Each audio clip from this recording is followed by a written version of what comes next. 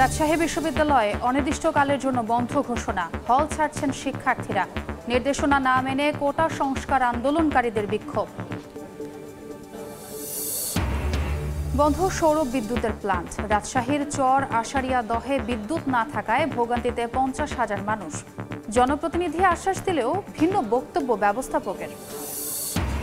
এবং 2 দফা বন্যায় ভয়াবহ ক্ষতির মুখে সিরাজগঞ্জের তাঁতশিল্প। পানিতে তলিয়ে শতাধিক কারখানা, নষ্ট হচ্ছে মূল্যবান যন্ত্রপাতি, বেকার 15,000 শ্রমিক।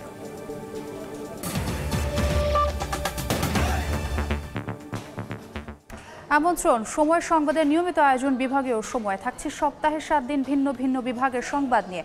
আজ থাকছে রাজশাহী বিভাগ, সঙ্গে আছে আমি ছোঁয়া খন্দকার। কোটা সংস্কার ও ছাত্রলীগের হামলার প্রতিবাদে উত্তাল রাজশাহী। থমথমে পরিস্থিতি বিরাজ করছে বিভিন্ন শিক্ষা প্রতিষ্ঠানে। ইতোমধ্যে দুপুর 12টার মধ্যে শিক্ষার্থীদের হল ত্যাগের নির্দেশ দেয় রাজশাহী বিশ্ববিদ্যালয় প্রশাসন। তবে সে সিদ্ধান্ত না মেনে বিক্ষোভ করছেন আন্দোলনকারীরা। থমথমে ক্যাম্পাস, কোটা সংস্কার ও ছাত্রলীগের হামলার প্রতিবাদে অবস্থান কর্মসূচিতে আন্দোলনকারীরা। মঙ্গলবারের সংঘর্ষের পর মধ্যরাতে জরুরি সিন্ডিকেট সভা করে রাজশাহী বিশ্ববিদ্যালয় প্রশাসন। সিদ্ধান্ত হয় পরবর্তী নির্দেশ না দেওয়া পর্যন্ত বিশ্ববিদ্যালয় বন্ধ থাকবে। এমনকি নির্দেশ দেওয়া হয় বুধবার দুপুর 12টার মধ্যে সব হল ত্যাগের। নির্দেশনা অনুযায়ী সকাল 10টার পর কয়েকটি ছাত্রী হল থেকে শিক্ষার্থীদের চলে যেতে দেখা যায়। সকাল বৈষম্য বিরোধী শিক্ষার্থীদের হল না ছাড়ার জন্য বিশেষভাবে অনুরোধ করা হচ্ছে। তবে বিশ্ববিদ্যালয় প্রশাসনের নির্দেশনা না মেনে হল না ছাড়ার ঘোষণা দেয় আন্দোলনকারীরা। মাইকিং করে অন্য শিক্ষার্থীদেরও হল না ছাড়ার অনুরোধ করা হয়। মঙ্গলবার শিক্ষার্থীদের আন্দোলনের জেরে বগুড়া জেলা বিএনপি কার্যালয়ে আগুন দেয় আওয়ামী লীগের নেতাকর্মীরা। এর প্রতিবাদে বুধবার বেলা 11টার দিকে কার্যালয়ের সামনে জড়ো হন দলীয় নেতাকর্মীরা। তবে পুলিশ ও বিজিবির উপস্থিতিতে ঝটিকা মিছিল করে কর্মসূচি শেষ করেন তারা। এদিকে দুপুরে নাটোর শহরের ভবানীগঞ্জ এলাকায় কোটা আন্দোলনকারীদের বিরুদ্ধে মিছিল করে মুক্তিযুদ্ধের সন্তান ও প্রজন্ম নামে একটি সংগঠন। মিছিলটি শহরের বিভিন্ন সড়ক প্রদক্ষিণ করে আবারও মুক্তিযোদ্ধা সংসদের সামনে গিয়ে শেষ হয়। সময় সংবাদ, রাজশাহী। এই মুহূর্তে রাজশাহী বিশ্ববিদ্যালয়ে আছেন রিপোর্টার শাহিন আলম। সরাসরি যাচ্ছি তার কাছে।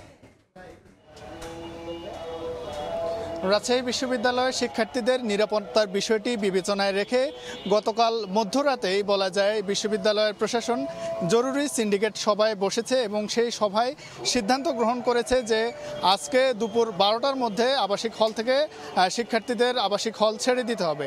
সেই সিদ্ধান্ত মোতাবেক সকাল থেকে বিভিন্ন হল থেকে অনেক শিক্ষার্থী কিন্তু হল ছেড়ে দিয়ে তারা বাড়িতে রওনা হয়েছেন, অনেকে চলে গেছেন। তবে এর মধ্যেও কিছু শিক্ষার্থী কিন্তু ক্যাম্পাসে এখন পর্যন্ত রয়ে গিয়েছেন, বেশ কিছু হলে অবস্থান করছেন এবং পাশাপাশি কোটার যারা আন্দোলন করছিলেন তাদের মধ্যে 250 থেকে 300 জন শিক্ষার্থী কিন্তু এখন পর্যন্ত তারা ক্যাম্পাসের বিভিন্ন জায়গায় বিক্ষোভ মিছিল করেছে।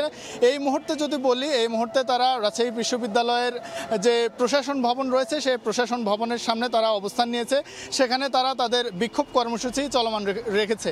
আমরা যারা বাড়ি চলে গিয়েছে যেসব শিক্ষার্থী তাদের সঙ্গে কথা বলেছি, তারা আমাদেরকে জানিয়েছে বর্তমানে বিশ্ববিদ্যালয়ে যে পরিস্থিতি চলমান রয়েছে, আন্দোলন পাশাপাশি পুলিশি এবং ছাত্রলীগের যে অবস্থান, অনেকে নিজেদের নিরাপত্তার কথা মাথায় রেখে বিশ্ববিদ্যালয়ের প্রশাসনের সিদ্ধান্ত মেনে নিয়ে তারা কিন্তু বাড়িতে রওনা দিয়েছেন। তা অনেকেই কিন্তু সেই সিদ্ধান্ত মানেননি এবং সেই সিদ্ধান্তকে না মেনে এখন পর্যন্ত বিশ্ববিদ্যালয়ে অবস্থান করছেন। যারা কোটা সংস্কারের আন্দোলন করছেন তাদের সঙ্গে আমরা কথা বলেছি, তারা যেটি বলছে যে বিশ্ববিদ্যালয় প্রশাসন জরুরি সিন্ডিকেটে যে সিদ্ধান্ত গ্রহণ করেছে সেই সিদ্ধান্তে পুনরায় সিন্ডিকেট দেখে সেই সিদ্ধান্তকে যেন তারা মানতে রাজি নেই, সেই সিদ্ধান্ত যেন পরিবর্তন করা হয় সেই দাবি কিন্তু তারা জানাচ্ছে। এবং বিশ্ববিদ্যালয় প্রশাসন তাদেরকে কথা দিয়েছে যে পুনরায় উদ্ধত পরিস্থিতি তারা পুনরায় সিন্ডিকেটে বসবেন এবং পরবর্তী পদক্ষেপ জানাবেন। তবে এখন পর্যন্ত যে সিদ্ধান্ত বিশ্ববিদ্যালয় প্রশাসন সিন্ডিকেটে ডেকে নিয়েছে সেই সিদ্ধান্তে এখন পর্যন্ত তারা অটুট আছে। পাশাপাশি আন্দোলনকারীরাও কিন্তু তাদের যে দাবি আদায়ের জন্য তাদের যে বিক্ষোভ কর্মসূচি সেটিও তারা চলমান রেখেছে এবং কেন্দ্রের সঙ্গে সমন্বয় করে তারা তাদের আন্দোলন চালিয়ে যাবে। তো এই ছিল আমার কাছে রাজশাহী বিশ্ববিদ্যালয় থেকে কোটা সংস্কারের যে আন্দোলন তার সর্বশেষ খবর। সরাসরি যুক্ত ছিলাম রাজশাহী বিশ্ববিদ্যালয়ে। রাজশাহীর গোদাগাড়ির চর আশারিয়াদহ ইউনিয়নে বিদ্যুৎ সরবরাহ বন্ধ করে দেয়ায় চরম ভোগান্তিতে পড়েছেন প্রায় 50,000 মানুষ। তবে ব্যবস্থাপক জানান, লোকসানের কারণে প্ল্যান্টটি আপাতত চালুর পরিকল্পনা নেই। সীমান্ত ঘেঁষা রাজশাহীর গোদাগাড়ী উপজেলার চর আশারিয়াদহ ইউনিয়ন প্রায় 9 বছর আগে সরকারের ইনফ্রাস্ট্রাকচার ডেভেলপমেন্ট কোম্পানি লিমিটেডের ইটকলের কারিগরি সহযোগিতায় চর আশারিয়াদহে সৌরবিদ্যুতের প্ল্যান্ট স্থাপন করে বেসরকারি সংস্থা আভা। প্রথম 2 বছর 24 ঘন্টায় বিদ্যুৎ সরবরাহ করা হতো। পরবর্তীতে উৎপাদন কমে গেলেও গ্রাহক সংখ্যা বেড়ে যাওয়ায় দিনে 6 থেকে 7 ঘন্টা বিদ্যুৎ পেত গ্রাহকরা। কিন্তু মাসখানেক আগে লোকসানের কারণে একেবারে বন্ধ করে দেয়া হয় বিদ্যুৎ সরবরাহ। ফলে চরম ভোগান্তিতে ইউনিয়নের মানুষেরা। 1.5 লাখ টাকার জিনিস, কম্পিউটার থেকে শুরু করে হিটার থেকে শুরু করে সব ওয়াচাল হয়ে পড়ে আছে। ছেলে মেয়ের লেখাপড়ার অসুবিধা এবং আমাদের ঘুমাতে সমস্যা। এ অবস্থায় গ্রামবাসী চর আশারিয়াদহ বাজারে জেনারেটর চালিয়ে 30 টাকা করে নিজেদের মুঠোফোনে চার্জ দিচ্ছেন। আর বিদ্যুৎ না পাবার শঙ্কায় অনেকে বাসাবাড়িতে সোলার প্যানেল নিচ্ছেন। জেনারেটরের মাধ্যমে আমরা চার্জ দিচ্ছি, কিন্তু সেটার জন্য আমাদেরকে টাকা দেওয়া লাগছে। আভা মিনি গ্রিড প্রজেক্টের প্ল্যান ব্যবস্থাপক জানান, এই প্ল্যানটি আপাতত চালুর কোনো পরিকল্পনা নেই। বড় অ্যাভারেজ করতে গেলে বিদ্যুৎ প্ল্যান্টে লস আসার কারণে মনে করেন প্ল্যানটা বন্ধ করে দেয়। এমন পরিস্থিতিতে স্থানীয় জনপ্রতিনিধি ও উপজেলা নির্বাহী কর্মকর্তা সংকট নিরসনে উদ্যোগ নেয়ার কথা জানান। পল্লী বিদ্যুতের লাইনগুলো আবার সচল করা যায় কিভাবে এবং মানুষজনের এই কষ্টটা লাঘব করা যায় কিভাবে, সেই লক্ষ্যে আমি উপজেলা প্রশাসনের পক্ষ থেকে সার্বিক সহযোগিতা করব। চর আশারিয়াদহে 3300 গ্রাহককে সঞ্চালন লাইনের মাধ্যমে বিদ্যুৎ সরবরাহ করা হতো। প্ল্যান্টে 594টি সৌর বিদ্যুতের প্যানেল আছে। এগুলোর বিদ্যুৎ উৎপাদন ক্ষমতা ছিল 148.50 কিলোওয়াট। সাইফুর রহমান রকি, সময় সংবাদ, রাজশাহী। সিরাজগঞ্জে বন্যায় সবচেয়ে বেশি ক্ষতিগ্রস্ত হয়েছে তাঁত শিল্প। 2 দফায় যমুনা নদীর পানি বৃদ্ধিতে তলিয়ে গেছে জেলার শতাধিক তাঁত কারখানা। দীর্ঘদিন ধরে তাঁতগুলো পানিতে থাকায় নষ্ট হচ্ছে মূল্যবান যন্ত্রপাতি। চলতি বন্যার পানিতে তলিয়ে যায় সিরাজগঞ্জের নদী তীরবর্তী 5টি উপজেলার চরাঞ্চল ও নিম্নাঞ্চল। এতে সবচেয়ে বেশি ক্ষতিগ্রস্ত হয় জেলার ঐতিহ্যবাহী তাঁত শিল্প। জেলার সদর, বেলকুচি, এনায়েতপুর ও শাহজাদপুর উপজেলার তাঁতপল্লীগুলোতে পানি ঢুকে তলিয়ে যায় ছোট বড় প্রায় শতাধিক তাঁত কারখানা। দীর্ঘদিন কারখানাগুলো পানিতে তলিয়ে থাকায় নষ্ট হচ্ছে মূল্যবান যন্ত্রপাতি। কাজকাম বন্ধ, ওই সুতানাতা, পোকা মাকড়ে, ইন্দুরে সব শ্বাস করে দিছে খায়। শ্রমিক যারা আছি আমাদের তো অনাহারে থাকা দেখতেছে। 3 মাস পানি থাকে একাধারে, তাহলে কিভাবে তাঁত শিল্প এবং অন্যান্য লেবার শ্রেণীর লোকজন বাঁচে? আর লোকসানে থাকা ব্যবসায়ীরা যাতে আবার ঘুরে দাঁড়াতে পারে সেজন্য ক্ষতিগ্রস্তদের প্রণোদনার আশ্বাস দেন স্থানীয় সংসদ সদস্য। তালিকাগুলি নিয়ে আগামী দিনে যে তাঁতিরা ক্ষতিগ্রস্ত তাঁতিদের পাশে কিন্তু দাঁড়াবে সরকার। সিরাজগঞ্জ জেলায় তাঁত শিল্পে পাওয়ারলুম ও হ্যান্ডলুম রয়েছে প্রায় 5 লাখ। এর সাথে প্রত্যক্ষ ও পরোক্ষভাবে জড়িত প্রায় 12 লাখ মানুষ। রিঙ্কু কুন্ডু, সময় সংবাদ, সিরাজগঞ্জ। বাড়ি নির্মাণে পৌর আইন না মানার প্রতিযোগিতা চলছে নওগাঁয়। আইনের যথাযথ প্রয়োগ না থাকায় নির্মাণ করা বাসার গলি দিয়ে চলাচল করা কঠিন হয়ে পড়েছে। ভুক্তভোগীদের দাবি, পৌরসভায় অভিযোগ দিলেও মিলছে না প্রতিকার। অন্তত 600 পরিবারের বসবাস নওগাঁ শহরের চকপ্রসাদ ডাঙ্গাপাড়া এলাকায়। মহল্লাবাসীর বের হওয়ার রাস্তায় গড়ে তোলা হচ্ছে ভবন। এর প্রতিবাদে পৌর ভবনে অভিযোগ দিয়েও প্রতিকার না পাওয়ায় আন্দোলনে নেমেছেন এলাকাবাসী। পৌরসভার পরিকল্পনা ছাড়াই বাসা বাড়ি নির্মাণের ফলে প্রতিবেশীর মরদেহের খাটিয়া বের করার রাস্তাও রাখা হচ্ছে না অনেক ক্ষেত্রে। আর এই চিত্র শহরের সর্বত্র। আইন না মানার প্রতিযোগিতায় সবচেয়ে এগিয়ে প্রভাবশালীরা।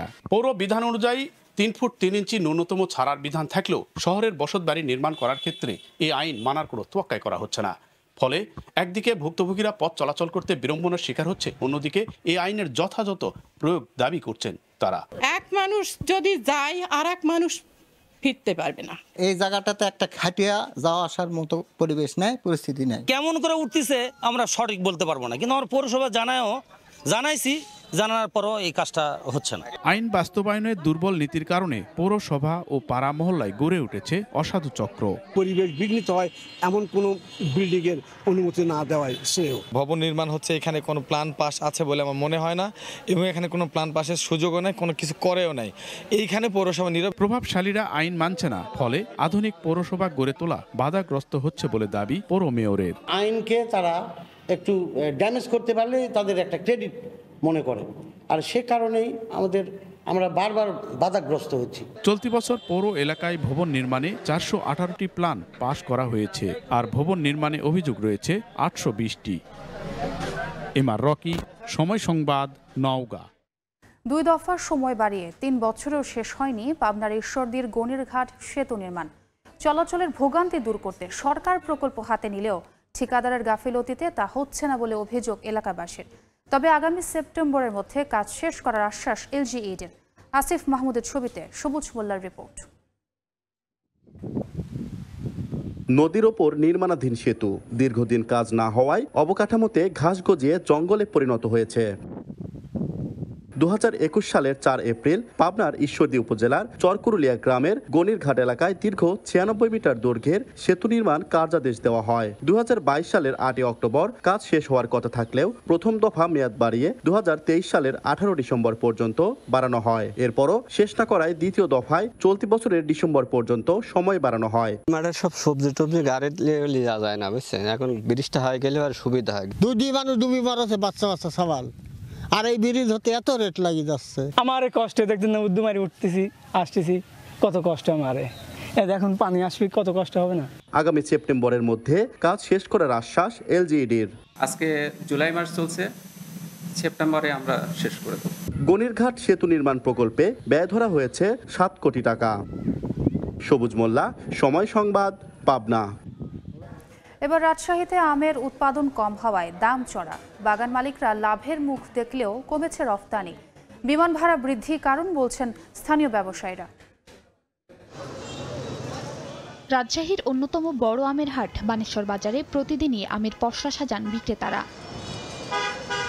গুণগত মানের কারণে জেলার বাঘা চারঘাটে উৎপাদিত আমের রয়েছে বিশেষ খ্যাতি। দেশের চাহিদা মিটিয়ে এই এলাকার আম পৌঁছে যায় ইউরোপের মাটিতেও। তবে এবার রপ্তানির ঝক্কি ঝামেলায় অন্যবারের মতো বিদেশে আম পাঠাতে পারেননি স্থানীয় ব্যবসায়ীরা। বিদেশে যে আমটা যায় তার বিমান ভাড়া এবার ডাবল হয়ে গেছে।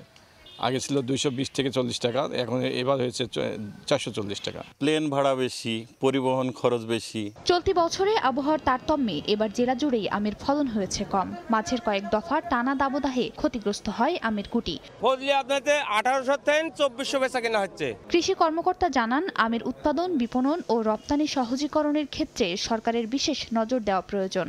আমরা কৃষকদেরকে আম রপ্তানি বিষয়ে আগ্রহ ধরে রেখেছি, আমরা ভবিষ্যতে ধরে রাখার চেষ্টা করব। সামনের বছর আমরা প্রস্তুতি নিব আম রপ্তানি যেন বৃদ্ধি পায়। রাজশাহী থেকে চলতি বছর এখন পর্যন্ত 4 মেট্রিক টন আম বিদেশে রপ্তানি করা হয়েছে।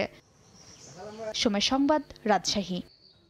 নাটোরের চলন বিলে অবাধে ধরা হচ্ছে পোনা মাছ। স্থানীয় বাজারগুলোতে প্রকাশ্যে বেচা কেনাও, তবে নির্বিকার মৎস্য বিভাগ। নিষিদ্ধ জাল দিয়ে চলন বিল থেকে ধরা হচ্ছে পোনা মাছ। সরকারি নিষেধাজ্ঞা অমান্য করেই প্রকাশ্যে এ কাজ করছেন মৎস্যজীবীরা। চলতি মাসের শুরুতে নাটোরের সিংড়া উপজেলার চলনবিলের 26 বর্গ কিলোমিটার এলাকায় বর্ষার পানি আসে। এতে 12টি অভয়াশ্রমের পোনা ও মা মাছ বিলে ছড়িয়ে পড়ে। এ সুযোগে এক শ্রেণীর মৎস্যজীবীরা চায়না দুয়ারি জাল ও বাদাই জাল দিয়ে পোনা মাছ বিল থেকে তুলে বাজারে বিক্রি করছেন। বাদাই দিয়ে চায়না দিয়ে মারলে পরে এই বিল ধ্বংস হয়ে যাবে একসময়। আড়তদারদের দাবি, নিষেধ করা হলেও মানছেন না জেলেরা। ছোট মাছ আনতে নিষেধ করি, তারপরে এনারা মানা শুনে না। মৎস্য বিভাগ ও জেলা প্রশাসন বলছে, পোনা নিধন রোধে ব্যবস্থা নেওয়া হচ্ছে। এক্সিকিউটিভ ম্যাজিস্ট্রেট বৃন্দ আছেন, তাদেরকেও আমরা নির্দেশনা দিয়েছি, তারা মাঠে থেকে নিয়মিত মোবাইল কোর্ট পরিচালনা করবে। মৎস্য ব্যবসায়ীদের তথ্য মতে সিংড়া উপজেলার 8টি পাইকারি বাজারে দৈনিক 30 থেকে 40 মণ পোনা মাছ বিক্রি হয়।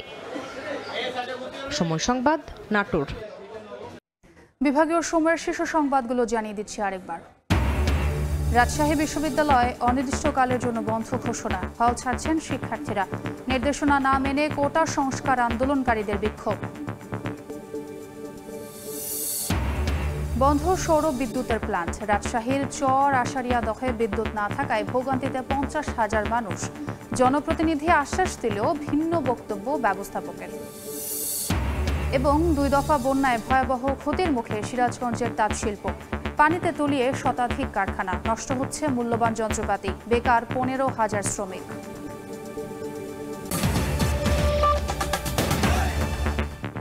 এই ছিল বিভাগীয় সময়। আগামীকাল থাকবো খুলনা বিভাগের আয়োজন। এরপর আন্তর্জাতিক সময় নিয়ে সঙ্গে থাকবেন ইমদাদুল হক। সোমা আপনাকে ধন্যবাদ।